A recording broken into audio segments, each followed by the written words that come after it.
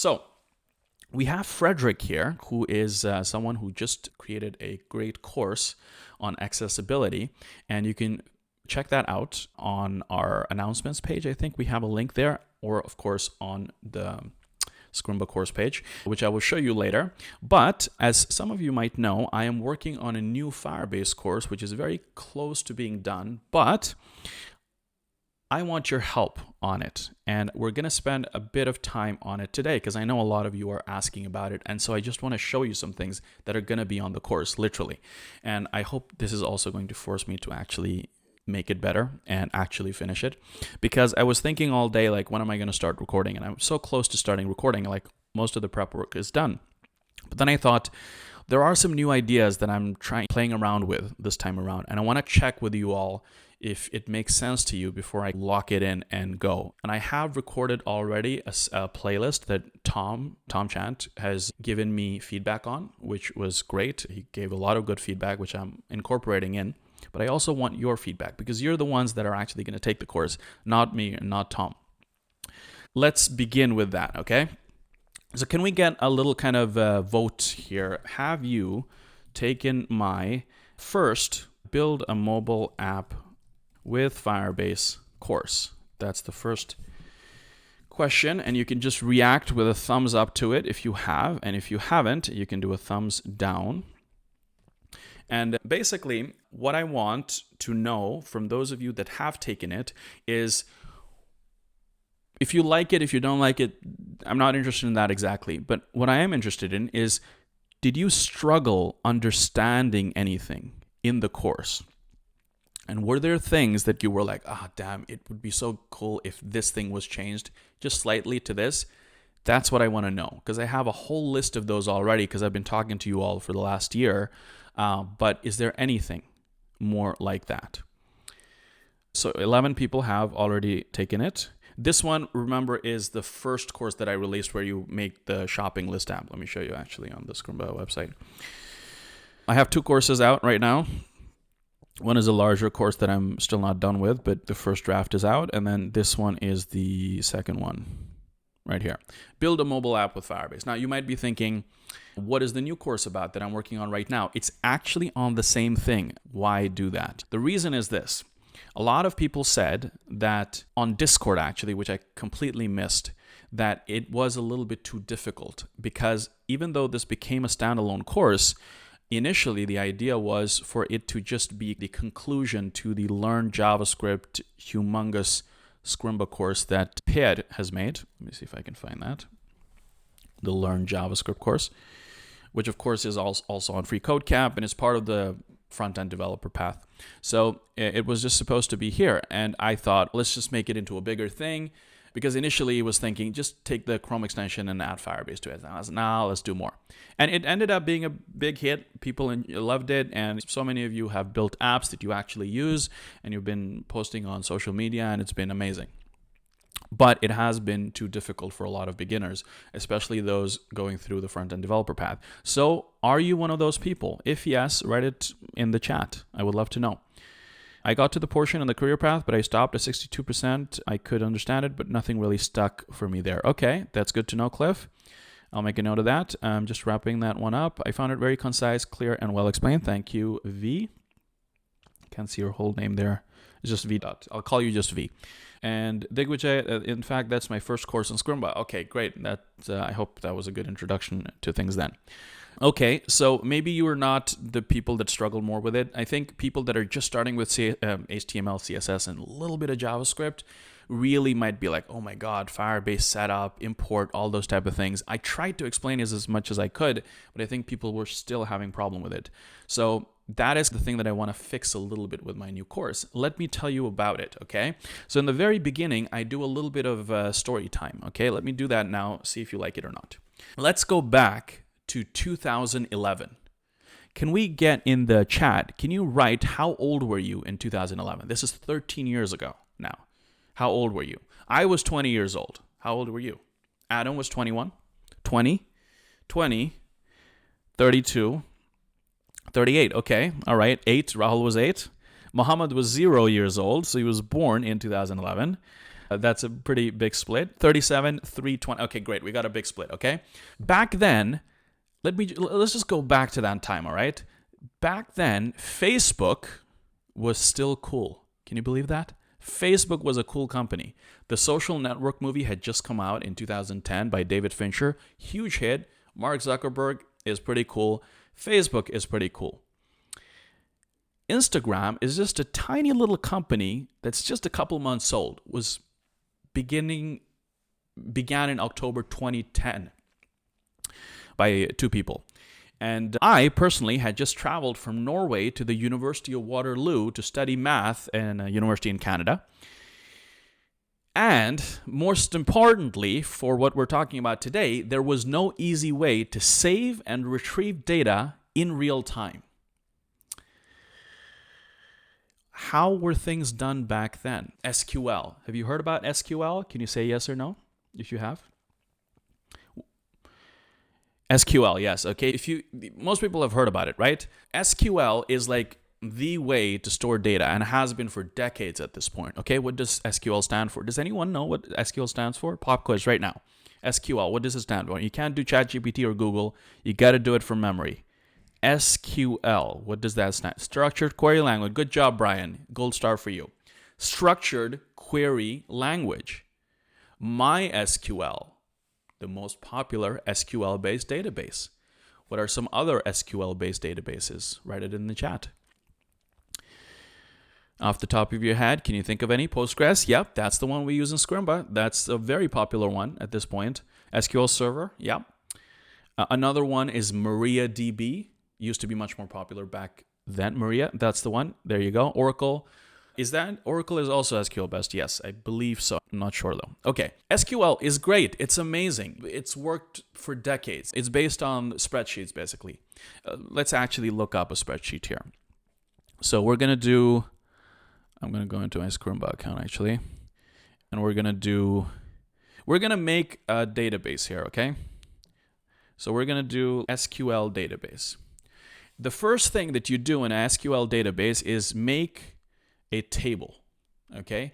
Everything is in a table, so we need to make a table, and a table can be compared to a sheet in Google Sheets or Microsoft Excel, whatever it is. So let's make it like users, okay?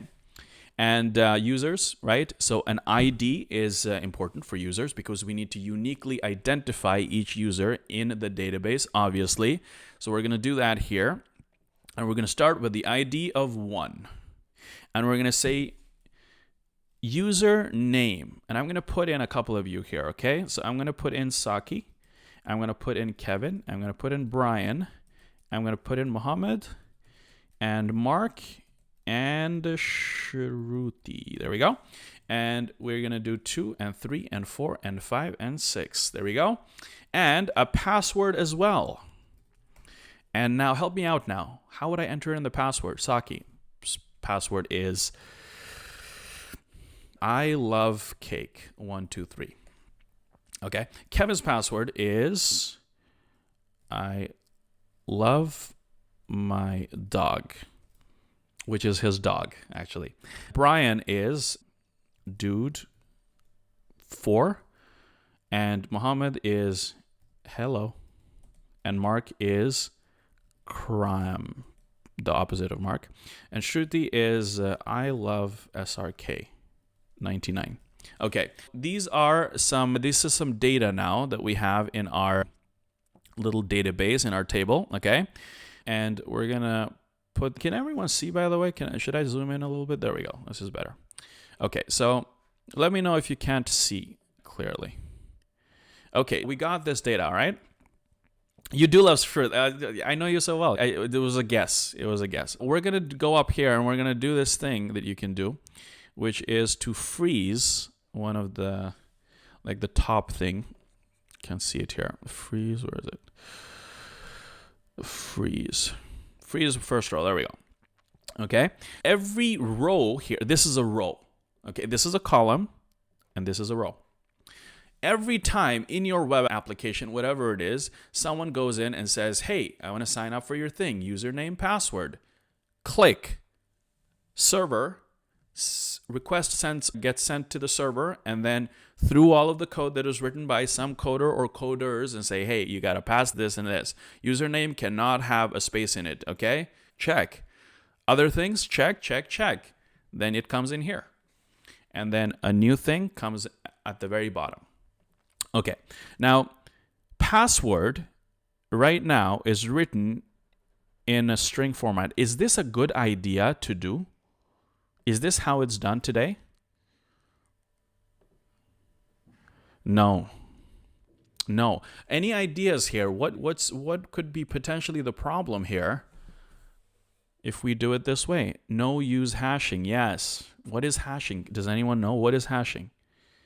Lack of encryption. Yes. Lack of encryption. So here's the thing. Back in the day, and I'm talking like 20, 15 years ago, this is how it was done in most databases. And I'll tell you a little secret. This is still how it's done in a lot of databases in the world. Now, here's the thing.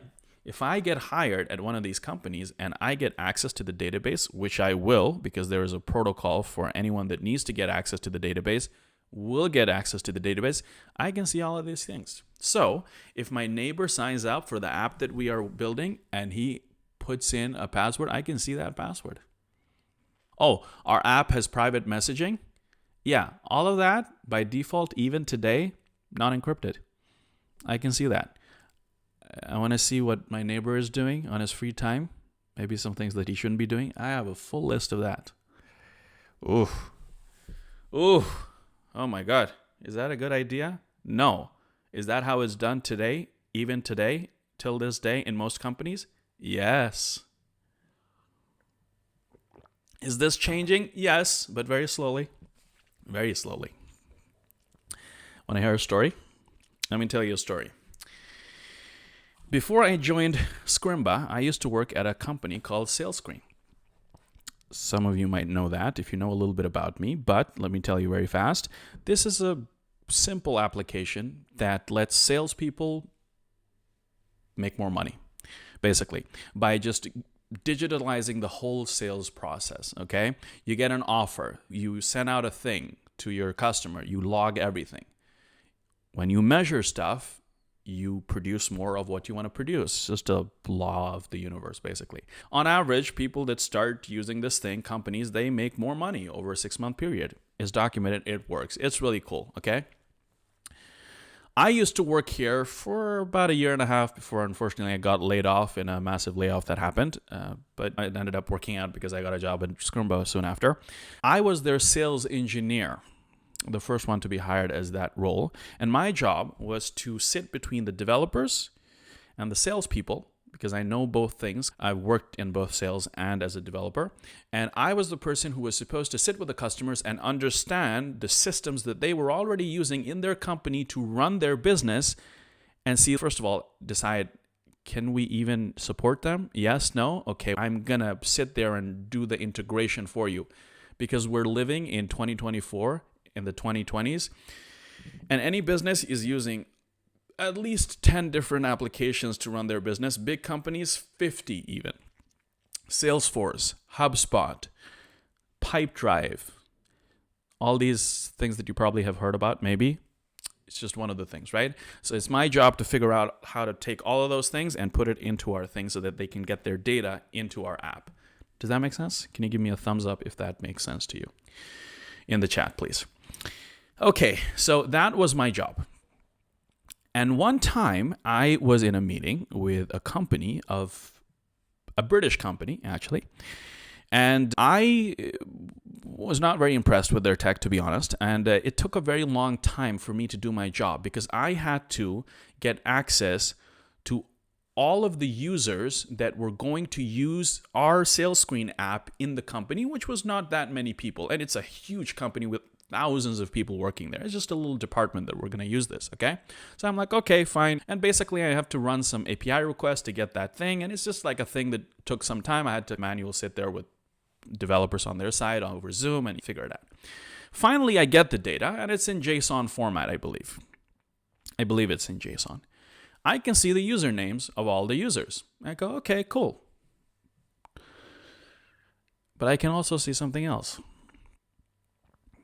What do you think I can also see? Of every single user. Yeah, Brian. Passwords. Of everyone. No problem. This is a company, right? Small company, no tech team.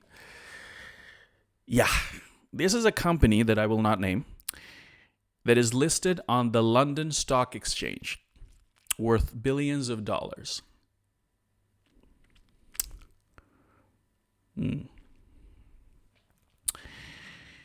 I happen to know a little bit about hacking, but I am an ethical hacker. I've taught a little bit of that before, and I have students that are actually hackers way better than me. So I know how that works. So if I wanted to, I could do some real damage to that company. And it wouldn't take a very smart hacker to figure out that was the case. You can do that pretty fast. But just imagine that. Imagine that. That can bring a company down to its knees within days if the right person, or the wrong person rather, figures that out. There you go. That's the real world that we live in. It's not unique to that company. This happens all the time. Why did this happen? The reason is simple. Because this company has existed for a very long time. It has to, right? Because the size it's gotten until now, you have to be at least operating for a couple of decades. Their software was written a long time ago, which means that their database was set up a long time ago, and their tech team was shit, basically. So no one actually does any work. Everyone just sends emails to each other and to customers and pretends to work and drinks a lot of coffee and spends a lot of time chatting. This is usually how it's done all over the business world. And so what happens is that no one really understands the ramifications of something like this. But all of their passwords, presumably in their entire system, would be like this, just raw text strings, basically, that if you get access to it, you get that. And how do you get access to it as a hacker? There's a number of ways. You can get access to a person that works in the company, and then once you get access to their stuff, you can get access to the whole thing. There you go. I'm just telling you this so you're exactly how things are done in the business world. You think as like beginner coders that are wanting to work at these companies, and you getting a job at this company would be considered very prestigious, and you probably would be making a lot of money. But this is the reality. Now, this is particularly bad. This is not how it's done in most companies now. They do use hashing and salting and all that kind of stuff. I'm just telling you about the real world. The data in most companies that is user-generated data, it's not encrypted at all. It's all there for you to see. So when I worked there as a person in the company, I could see everything that all of the people, and this company is very popular in Norway, even outside of Norway. Everyone that works in sales basically knows about this company and uses it. All of their data was visible to me. So I could go into a specific company, and I had to, because I had to, fix their things and, clean it up and things like that. I could see everything. I could see the message that their CEO put up on their feed that we had. You could use GIFs and things like that. I could see that. So do you want to see how it's going exactly with the company and their inner workings of the company a little bit? That's there. Yeah, so there you go. Now, again, this is changing a little bit with new companies. Encryption is becoming a thing, not just for this, but for everything really. But it's going to take another 20 years for that actually to get implemented into most companies in the world. Okay, that was a little bit of too long. I hope you found that interesting. But this is an SQL-based database. So back to our story, this is how things were done. Now, that was until these two people right here, James Tamlin and Andrew Lee, invented something called Firebase, because they thought, what if we can offer a real-time database that allows developers to store and sync data across multiple clients in real time? What if that could be a thing? Because remember, this is 2011. This is just a couple of years before the iPhone became a thing, 2007. And the App Store has just come out, right? Apps are becoming a thing. And with the mobile app stores, SQL, oh boy, that's taking a long time. When you need your notifications to stay up to date and all that kind of stuff, it's a lot of real-time stuff. These two kids basically invented that, and Firebase was the big player for a very long time. It's changing now and has changed. There are other people too. Firebase started this. Two people, like it usually is. So they get together, start Firebase, September 2011. And so this just becomes not just a thing for mobile apps, but also for gaming. Has anyone here heard about Unity, Unreal Engine? Say yes in the chat if you have. All of that stuff also uses Firebase. A lot of it uses Firebase because you got to keep track of like simultaneously the scores of multiple people playing the game together. Firebase is great for that. And a lot of other things. They make this, and in 2014, they become so big that Google looks like, we got to either make this of our own or we got to just acquire them. And they have unlimited money, so they do acquire them in 2014. And these two people can retire for the rest of their lives, basically. Now, let's see. Where was I? Firebase then was just the real-time database, which is exactly what we're going to learn and build today, hopefully, if we don't run out of time. This is how the company started, and this is still a thing that is maintained by the company. Now, you might be thinking, is this really the best database to use? Yes, for you, who's just starting out and a Scrimba user and you're just learning to build your apps. Yes, this is the best thing for you. It's the simplest one. Now, if you're a seasoned developer looking to build your next app where you have a bunch of people ready to get onboarded on it, possibly thousands if not millions, then maybe not use real-time database Firebase. Probably not a good idea. You might probably want to look into something like Cloud Firestore, which is the more robust later on database that Firebase came up with, Supabase, and many other options out there. But people seem to think, oh, I am going to make this app. I know just a little bit of HTML, CSS, and JavaScript, but I got to get the best database out there. The best database is the one that you can get started with right now and not have to go through millions of pages of documentation to just get started, okay? You have to prioritize and optimize for you being able to build stuff. And for you, who's probably going to have 0 people using the app, or 1 for yourself, right? And then family members and friends, hopefully. 10 people simultaneously using your app, maybe. If you get successful, maybe 100, 1,000, not more than that, right? For that, Firebase, real-time database, no problem at all. Okay, so let's start this. So we're going to create a new one, which I just have. We're going to go in here and we're going to create a web application.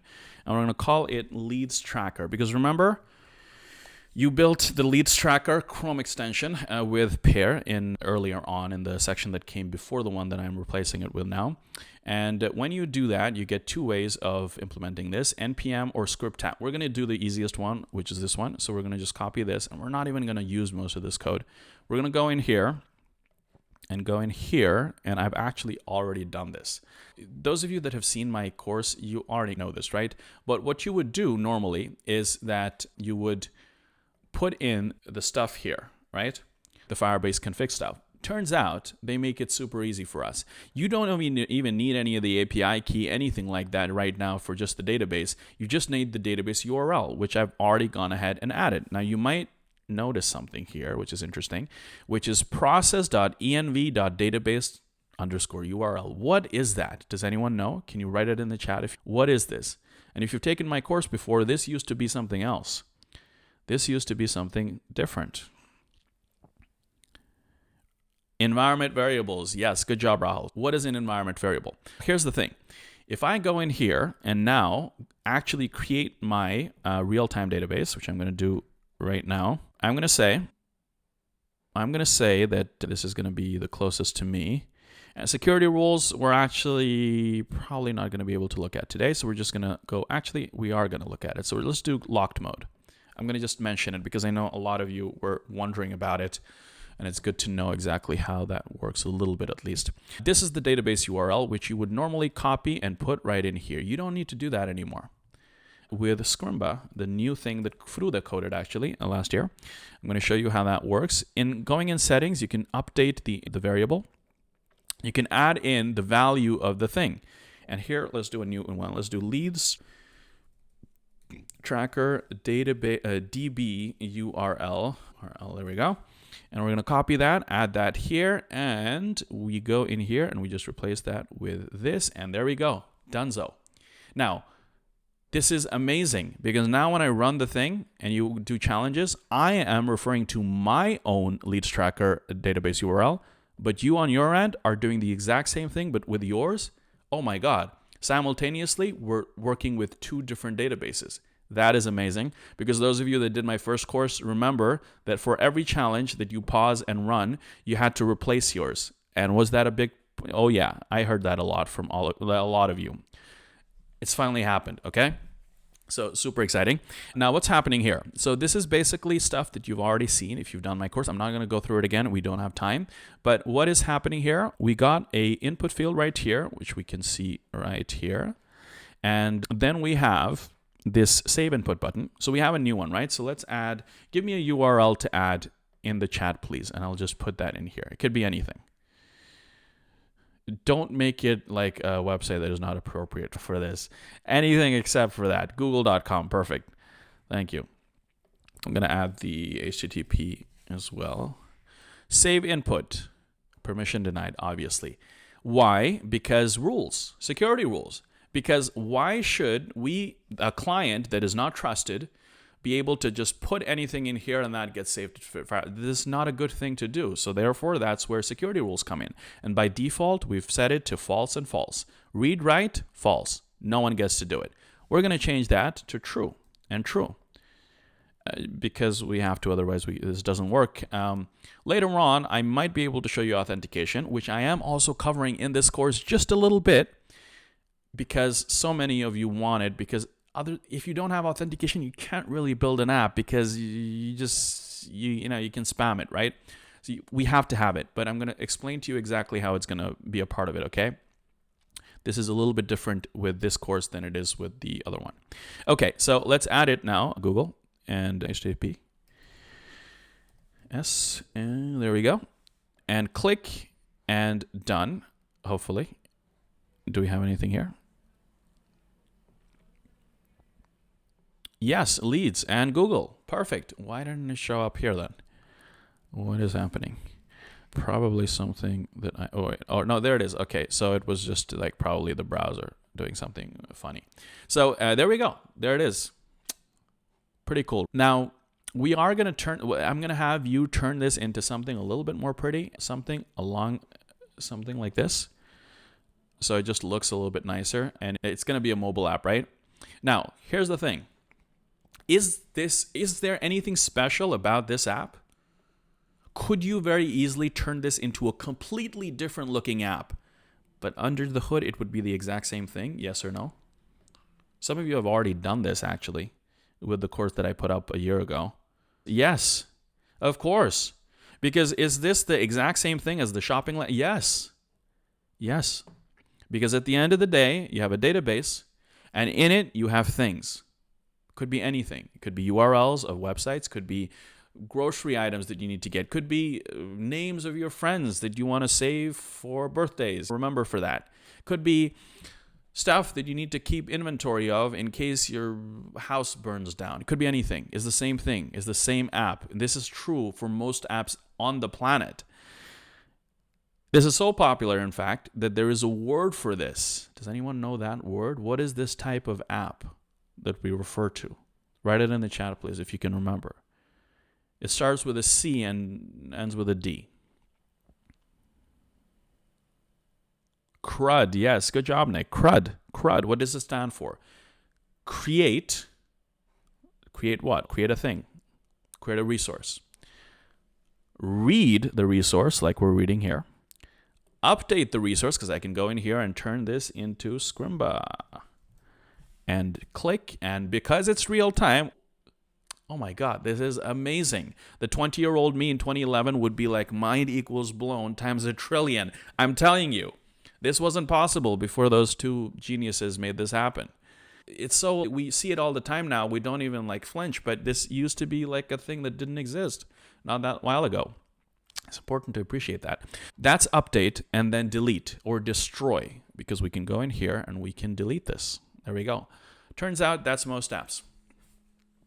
That is sales screen. Remember this? That's just a fancy CRUD app is all it is. Now, is there other things? Yeah, of course. There's API calls to Jiffy, and there's a million other things. But really, at the end of the day, it's just things being saved. Now, is Netflix that? No, Netflix is more complicated. Is Google that? No, Google is more complicated. There are other examples too, but most other apps, Airbnb, GitHub even, it's just this. Now, that is very interesting, because what does that mean for you? That means that with just a little bit of knowledge that you already have about coding, Firebase, JavaScript, HTML, CSS, you can make apps that solve real problems in your life with this course. And that is my thing with this course. I want to empower you to be able to do that. Some of you have already figured that out with my old course and have already done this, which is amazing. And I've seen a lot of that on Twitter and X, which is just whenever you build stuff, just put it there and tag me or Scrimba. I love to see that all the time. I get so many of those now that I'm not always able to comment, but I always do try to go back and comment every single one, reply to every one of you. You can also send me as a private message. I just love seeing that because it's like people from all over the world using this thing that I spent a little bit of time on just to make so many different variations of the thing. It's just really cool. Okay. Anyway, this is the course. There will be other things as well. I will be discussing some other things like some personal stories from my life, which will hopefully inspire you a little bit and tell you a little bit about me and how old I am, basically. I got onto this pretty young, but it's supposed to be a little bit more of a personal course. Hopefully it'll make you laugh a little bit too. And we are going to talk a little bit about things that we all struggle with, things like imposter syndrome, things like not knowing what to work on, how to spend your time, things like that. Math anxiety. Oh my God, so many people have math anxiety. Do you have math anxiety? Write it in the chat if you do. Math anxiety is this thing that happens in your brain or body when you see something like an X and a Y and like a sigma sign and a calculus thingy and oh my God, and then you go, oh, I don't like this. Please get me away from here because I think I might start crying. And you start thinking back to school and how you completely failed at it and all that kind of stuff. Yes, sir. Yes. That is a thing. It's such a popular thing, actually. No one talks about it. Everyone thinks that they're the only one, but it turns out that most adults in the world have math anxiety, more than 60%. There was a university study done at the University of Granada years ago where they figured out that the university students, the smartest people in the community, supposed to be at least, 60% of them had it. So imagine your mom or your dad or your grandmother that didn't have that kind of education and came from a different time. How many? Easily you can say that 80 to 90 to 95% of the people in the world have this. Basically all of us. And so how's that related to Scrimba and learning how to code? Because what most people think is that when I tell people, when I go to the doctors and I meet my doctor and she goes, hey, what do you do? I say, I'm a coding teacher. And I go, oh my God, I could never do math at school, right? I'm like, how's that related? You have to be a math genius, right? To be a coder? I say, no, you don't have to be.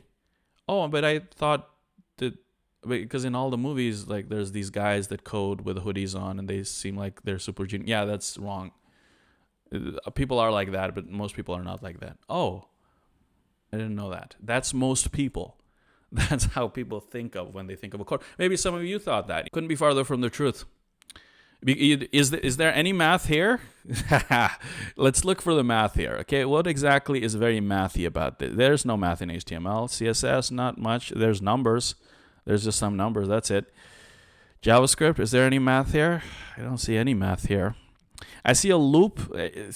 Can that be considered math? Is this kind of a little... Yeah, this looks a little bit mathy to me. I suppose this could scare someone, but none of you, because you already all know how a loop works. That's it.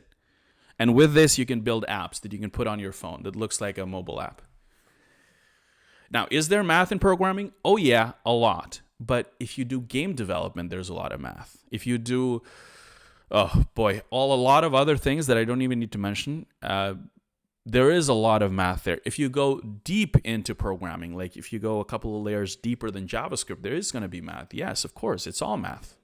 But the nice people that made these languages for us, they took care of that, right? They took care of doing all the math for us, and they generalized it into things like functions and objects that we can just use in a very easy way. This is basically just fancy English at this point. JavaScript is like almost like closer to English than it is to assembly or like C++.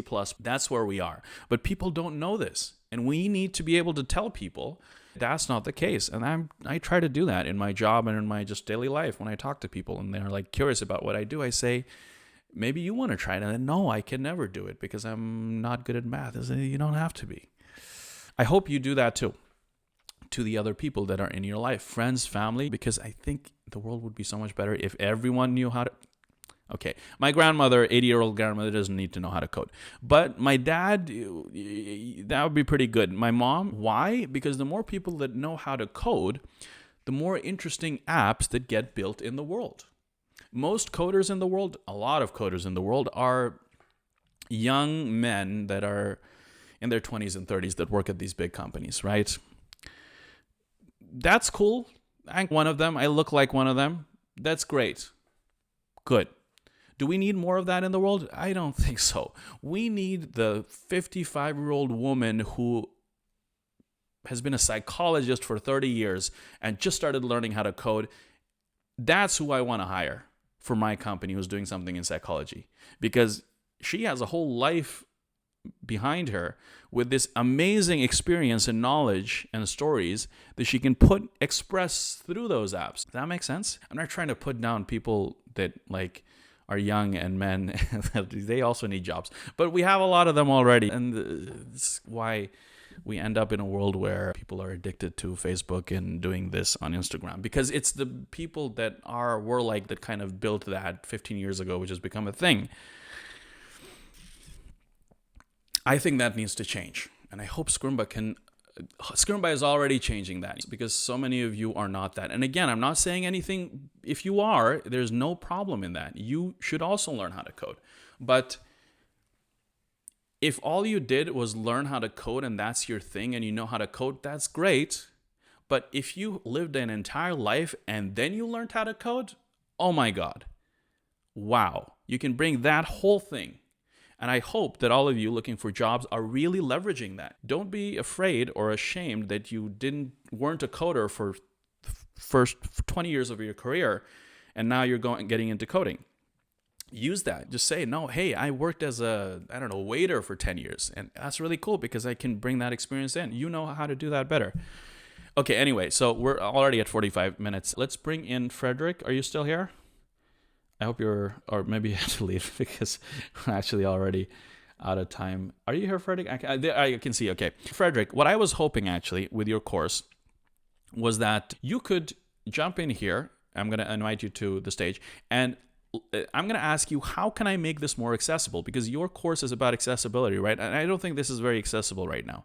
So can you help me out right now to make this more accessible? Does that sound like something you want to do? Then I'll bring you up. Okay, perfect. How do I do this here? Invite to speak, I think. No, yeah, there we go. Okay. So just take a minute to set up your microphone and windows and everything. I'm sorry, I completely missed the chat. I see that there's a lot of stuff here. I'm going to read through it while we're waiting on Frederick. Okay, it's just comments, I think, mostly. Are there any questions? Had a conversation with my granddad yesterday, and he was asking, like, how much math is there in your coding stuff? And then I say, almost no math at all. He had to surprise. Yeah, there you go. Surprise Pikachu face. That's what it is. It's just like the simple thing that no one knows about. And all you got to do is just break that myth, and they go, oh, really? Okay, then maybe it is something. The only reason I'm bringing it up is because I've done it 1,000 times in my own thing, because I've been doing this for 8 years now. Okay, Frederick, welcome. Can you say something so we can see if your audio is working? Yeah. Can you hear me well? Yes. Can you give a thumbs up if you can hear I can hear you, Frederick. Can you give a thumbs up, please, in the chat if you can hear Frederick? Okay, perfect. Frederick, just help me out here. So what's the first thing? If we have 10 minutes to do this thing, what should I do to make this website more accessible? And what does accessibility even mean, if you can go into that a little bit in the beginning? Yeah, absolutely. Yeah, accessibility, it's crucial for so many reasons. Basically, it is about inclusivity, first and foremost. It ensures that websites are usable by as many people as possible, including those with disabilities such as vision impairment, hearing loss, motor difficulties, and cognitive impairments.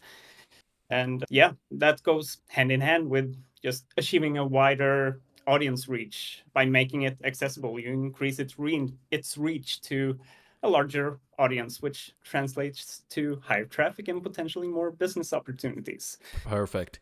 Yep. Okay, so I'm gonna ask, if you are comfortable in the chat, can you say if you are in that group? Are you a person that kind of is vision impaired in any way, so you need the code to be written in this way that Frederick is going to show us.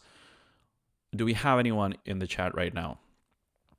And it's okay if we don't. I was just wondering. Okay, so we have this thing with MDN actually, where we're supposed to be updating our career path stuff in order to be more accessible. And the only thing I asked the person in our Slack about what I need to do. And the only thing that I did was literally just add this thing at the top of the input field, which is like this label. Usually I don't even do that. I just do this and I assume, which is really bad of me. And I really want to learn actually because I know very little about this. So the only thing I have right now is for this, which I suppose makes it more accessible. But if you were me, Frederick, what would you do like after this? If I can show you the code like this. Yeah. It's starting with the HTML. Yeah, perfect. A label is a great start, but then we definitely want to first and foremost connect it to the input that it belongs to. Okay. And the way we connect it with a certain input is to use the ID of the input field that we set. And then we do, I think it's on the label attribute, on the label element, we add a for attribute. Okay. And then we type in the label we used for the ID. Okay. So input -L. All right. I didn't know that actually. All right. So if we save now and we press the label, we should be focusing the input No way. field. Really? Oh my God. That's how it's done? I didn't even know that. That's so cool. Damn. Yeah, and a lot of people, they navigate through labels. They just skip right to the label and then they can click that and enter the correct input field. I see. It takes care of a lot of potential headache for someone who doesn't actually see that input field. Very nice. But they know it's there because of the label. Perfect. So yeah. All right. Yeah. What would you do after that? We actually have a bit of accessibility already. One of the main things, it's not a huge app. And a really important thing is to have descriptive labels. I think we have that with the label we just worked with, but also the button labels. Okay. Save input and delete all. I think that's pretty good. Maybe an example of a add label would be to just write save, for instance. Save input is just something like save or add. That I do that a lot actually. I shouldn't do that. Sometimes I'll even just go plus actually, which is super lazy. But that would be bad, right? This would be bad. Plus.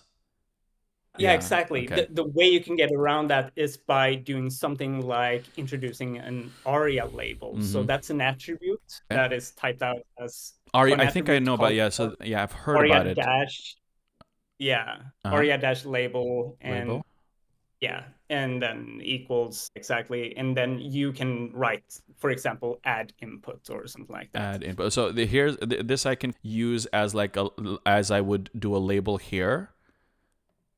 Yeah, okay. Yeah, exactly. So if you want a plus for everyone who uses the app visually, then go ahead. But then we do need to add an ARIA label to that because that is what's going to end up in the so-called accessibility tree, which is the flow that you go through if you're using a screen reader. I see. Okay. What if I were to run this now? Would we be able to see that here if I hover over or something like that, or no? And maybe that wouldn't be.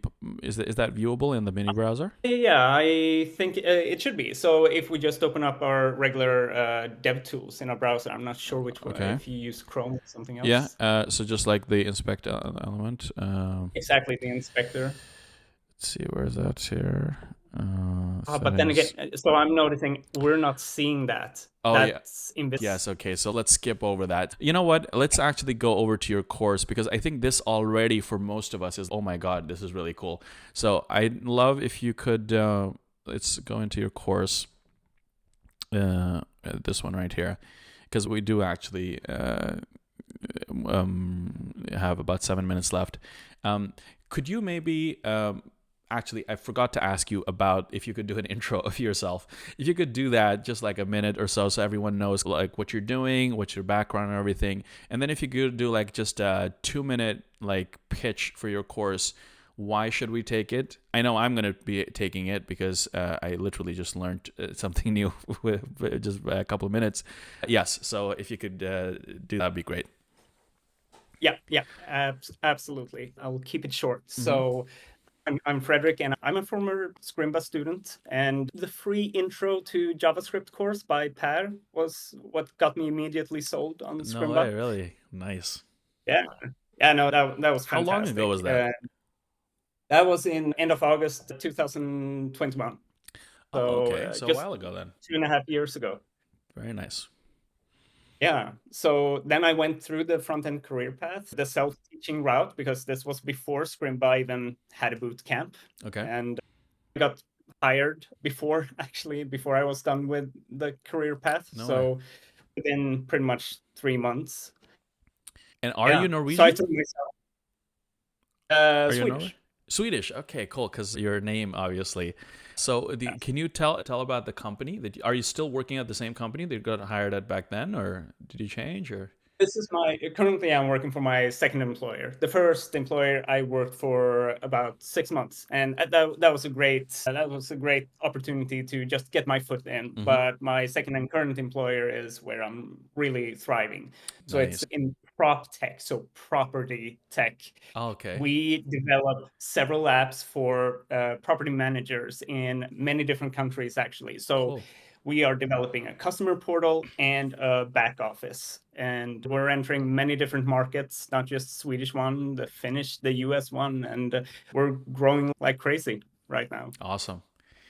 That's great. Yeah. So how long is this course altogether? Is it 1.5 hour? Okay. So that's like a good like weekend project that we can do. And so in the beginning here we have text contrast, use of color. Okay, so that's like more not so much like the code, but more kind of the design of the app that you can make it easier for people to just navigate just in a black on white or something like that. Like opposite. Okay. That would be nice. Labels, radio buttons, semantic HTML. I think there's a lot of stuff here actually that I don't know about. And this is a free course A or free course. perfect. Okay. So yeah, I'm definitely going to take this and I should actually take this before I do mine because I think I'm supposed to actually also make mine fully accessible. Although Mm. I think yeah, I'll talk to you a little bit later. Maybe you can just point me to the most important things and I'll just focus on that instead. Yeah, learn how to write accessible HTML by solving interactive coding challenges and fixing real world websites. Sounds awesome. And you'll learn all of this stuff and accessible site and accessible form. Perfect. You got these are things that you've already coded out and then you're just focusing on the accessibility stuff. Yeah. Yeah, exactly. They Perfect. start off by being very non-accessible, and then we Awesome. make them accessible together. Awesome. And then the only prerequisite you need is this one, which all of you here know, obviously. And you got your teacher and everything. Do you have like a LinkedIn or Twitter or something like that you want to share so that people can follow you or anything? Or if you have, you Yeah, just yeah, drop it in the chat. Yeah, so I'm gonna absolutely. again, as I said, I'm definitely gonna go through it. So I'm gonna be talking about it in the town halls. We already have 904 people that have signed up, which is great. And yeah, so that's amazing. I think it's so easy for the people that don't struggle with this to just completely ignore it. But I can imagine, like, for a person who really can't see very well, like how frustrating it might be that like most websites, like most developers don't even know anything about this. Like I've been making websites for more than 20 years now, and I literally just learned something new with that thing that you showed me, the label clicky thing. I didn't even know. And I've been making websites for like thousands of people at this point that have paid me a lot of money through this. So yeah, it just goes to show you how clueless even a person like me is. Mm. Can you tell us a little bit about how you got into this yourself? Like why accessibility and what is there a personal story there or something? Or interesting. It was basically a product of the teacher talent program that I was a part of. Quite soon after I graduated from the career path, Mm-hmm. I got into this Scrimba's teacher talent program. Mm-hmm. Basically, me and Tom, we sat down and we tried to think really hard about where is the gap? Can we identify any gap that Scrimba currently have? And yeah, accessibility was my idea for something Perfect. that I wish that I would have learned because I felt like everyone that I'm interacting with, I had a very good environment where I knew a lot of really experienced software engineers, Mm-hmm. and it was a knowledge gap for them as well. They've been coding for 10 plus years and they basically didn't know anything about accessibility. Yeah. And yeah, Perfect. And let's see, I think we should close up very soon. But last thing I want to ask all of you here, there's still 27 of you left. What did you think of this very different town hall? Let me know, because it's a very different kind of thing that I was just trying out. Let me know in the comments what you thought. And there is a little thing that I hope that you will be interested in doing. I am just about to start batch recording my final thing, my final course with everything prepared now that I have some feedback from you. If you would like to be the very first one to go through it, especially... So I want to tell you actually a little bit more about the course, actually things that I didn't mention already. Here's how the course will be different from what we already have, or rather it's a section, it's not a separate course. If Free Code Camp wants to put this up on their YouTube channel, it will become a separate course, but I have no idea about that just yet. What I'm going to do in the beginning is that I'm going to have 3 different modes in the course, and I talk about this in the second scrim. Any gamers here, if you've played Spider-Man, Red Dead Redemption, GTA, any big game basically, you can do easy mode, hard mode, hardcore mode, different ones, story mode even, right? And at this point, we know that there are people around the world that actually use Scrimba to go through all the challenges and do everything, but we know that's not everyone. There are some people that have told us that they just go through scrims just to hear Bob Zerol's voice, and they go to sleep listening to Bob Zerol's voice. So there are scrims that are being played just for that use case, and I think that's really cool. And what I'm trying to do in this one is that I'm doing easy mode, which is things that you pretty much, if you want to get through the front-end developer path or this JavaScript course, you got to do that, right? But it's just the basic stuff, right? Setting up the Firebase thing, setting up the database, setting up the bare minimum, just being able to add and delete the thing basically and be able to show it. That's it. And you can progress through to the rest of the stuff just knowing that. But if you are interested in learning more, then there is hard mode. And in a scrim, there will be a little tag up on the top right corner that will say easy mode, hard mode. And it will also say story mode, okay? So as I'm telling a story in the scrim, it's going to change to story mode, hard mode, easy mode, depending on what it is. So you know, right? If you want to skip over the story, fine. You don't have to watch it. If you want to skip over hard mode, you can skip through it. So it's easy for you to navigate. What do you think about that idea? Do you think that's going to work? I'm doing it so that it's easier for people to navigate the course, because people have asked basically, please do security rules. I'm not supposed to do security rules. Pierre didn't want me to do security rules, but here's the reality is this. If you're building an app using Firebase and you don't have security rules, you don't have authentication, people are going to say, hey, can I log into the app? And no, you can't. Damn it. You lost most of them, right? That's not a good thing. And it really only will take me a scrim or two to go through how that works. It's really not that hard if you know how to do it and how to structure your data, which I do, and I have prepared that. So I will add that as 2 asides that you can do on top of, which will be hard mode, of course. But I'm not going to show you how to implement into the main app that I'm showing. That's up to you, right? It's hard mode, so you're supposed to figure that out. But it's not going to be that hard, okay? We're going to do things like that, extra things. So there will be security rules, just enough so you can do like, when you're logged into your app, you only see your stuff, not the other people's stuff, and everyone has that same thing. You do log in, log out, right? It's only going to be continue with Google, basically, which is most of the world anyway. But you can very easily do normal like username or email and password too if you want to. And I can link to my other course that actually covers that. We are going to go through security rules just enough so you know how to set it up in your app. I will cover just a little bit about encryption. We're not going to actually do it, but I will share that story that I shared with you earlier just to show you how the world works there and what you can do if you do want to do that. The methods there are not perfect. They never are, but there are things that you can do. You can run everything through a little JavaScript function that jumbles up everything and then saves it, and then on its way back, if you want to show it, you do the opposite, the inverse operation, basically using a little thing that you have saved somewhere. So there are different ways. I'll discuss a little bit about it because I know people will be curious about that, especially after this story that I shared about that big company. Let's see. If you have anything more that you would like me to share, please write it in the chat right now. Anything that you missed from the first course that I did? Again, I will do this. I will send you this thing. So if you want to be the first, people to see this, I'm going to start recording and editing later today. So I'll send you the playlist, and it's going to keep showing up as you go, so you can watch it. And hopefully it'll make it easier for me to actually finish this thing faster too. It's the thing for me in it.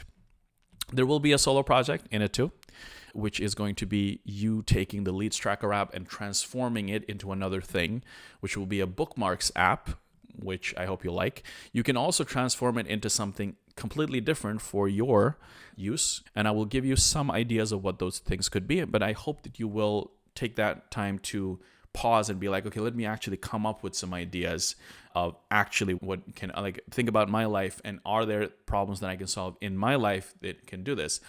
One specific idea that I've been playing around with for a little while is a finance tracker. I don't know how you do this, but in Norway, we don't really have great bank apps. But what I do basically is that I have a certain amount of money that I get to spend every month, which is mostly my salary, but sometimes it's extra money too that I make in other ways. But what I was going to do is that normally what I'll do is that if I need to check my balance, I just go into my bank app and just do it like that. But normally I have some idea of how much money I'm supposed to spend on things like coffee and eating out every day, and I need to be below a certain threshold, right? Let's put that to be $50, okay?